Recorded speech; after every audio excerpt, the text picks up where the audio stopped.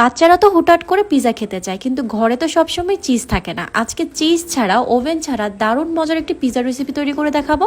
একদম ঘরে থাকা উপকরণ দিয়ে এমন পারফেক্ট আর মজার একটি পিজা আপনি বাসায় বানাতে পারবেন। প্রথমে পিজার ডো এর জন্য এখানে আমি 1.5 কাপ পরিমাণ নিয়ে নিচ্ছি ময়দা, 1 চামচ ইস্ট দিয়ে দিচ্ছি, 2 চামচ চিনি, স্বাদ মতো লবণ আর 1 টেবিল চামচ দিয়ে দিচ্ছি গুঁড়ো দুধ।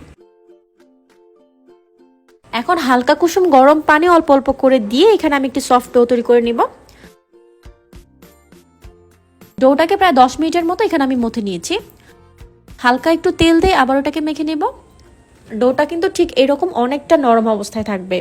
এখন এটাকে প্লাস্টিক রাবার দিয়ে মুড়িয়ে 1 ঘন্টার জন্য আমি রেস্ট করতে রেখে দেব। পিৎজার জন্য একটি সস তৈরি করে নিব। প্যানে আমি 2 চামচ বাটার দিয়ে 1 টেবিল চামচ দিয়ে দিচ্ছি ময়দা। বাটারের সাথে ময়দাটাকে আমি 30 সেকেন্ডের জন্য একটু নেড়েচেড়ে ভেজে নেব। ময়দাটা যখন হালকা ভাজা হয়ে যাবে, এরপর এখানে আমি অল্প অল্প করে দুধ অ্যাড করে দিব। প্রথমে অল্প কিছুটা দুধ দিয়ে খুব ভালো করে এটাকে মিশিয়ে নিতে হবে।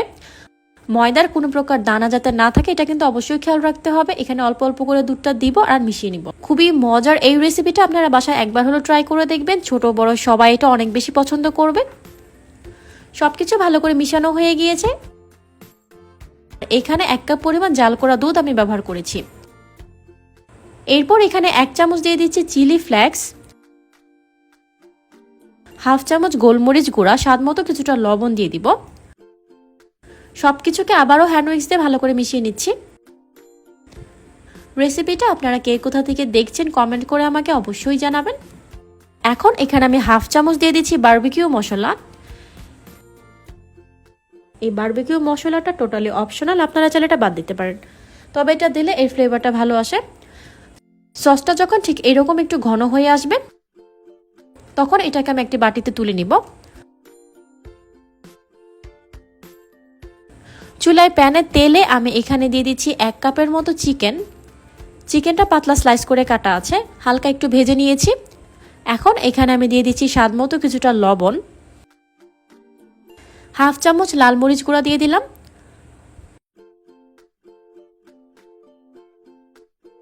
কালো গোলমরিচ গুঁড়া হাফ চা চামচ। চিকেনটাকে নেড়েচেড়ে খুব ভালো করে এখানে ভেজে নিতে হবে।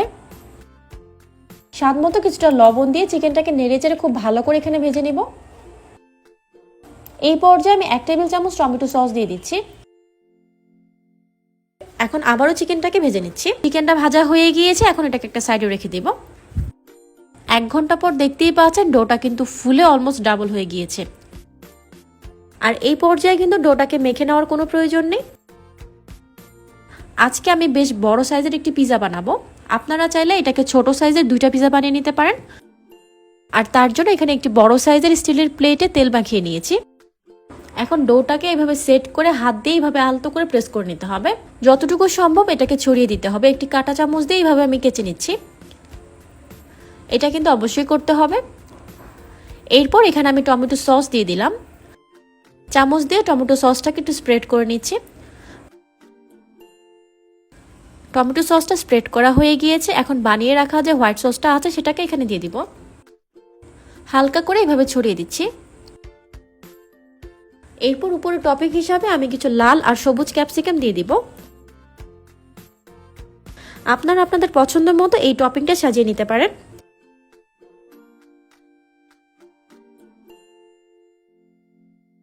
ভেজে রাখা চিকেনগুলোকে দিয়ে দিচ্ছি।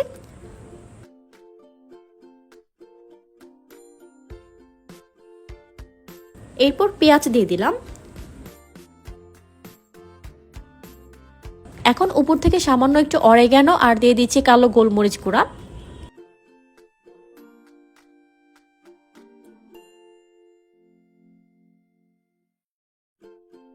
পিৎজাটাকে চুলায় বেক করার জন্য এখানে বেশ বড় সাইজের একটি প্যান নিয়েছি। এরপর এখানে স্টিলের স্ট্যান্ড বসিয়ে ঢাকনা দিয়ে ঢেকে এটাকে 10 মিনিটের জন্য প্রিহিট করে নিতে হবে। 10 মিনিট পর পিৎজা ট্রেটাকে এখানে বসিয়ে দিব। এখন পিৎজাটাকে 25 থেকে 30 মিনিটের জন্য বেক করে নিতে হবে। ইলেকট্রিক ওভেনে বেক করলে এটাকে প্রিহিটেড ইলেকট্রিক ওভেনে 180 ডিগ্রি সেলসিয়াসে 25 মিনিটের জন্য বেক করে নিলে হয়ে যাবে। পিৎজাটা হয়ে গিয়েছে, এখন এটাকে আমি কেটে সার্ভ করে নিচ্ছি। খুবই মজার আর ফ্লেভারফুল এই পিৎজাটা আপনারা বাসায় একবার হলেও ট্রাই করে দেখবেন। চিজ ছাড়াও যে এত মজার একটি পিৎজা বানানো যায়, এইভাবে আপনারা না বানালে বুঝতেই পারবেন না। রেসিপিটা ভালো লেগে থাকলে প্লিজ একটা শেয়ার করে দেবেন। এরকম আরও অনেক নতুন আর মজার রেসিপি পেতে আমাদের ফেসবুক পেজটা ফলো করে রাখতে পারেন।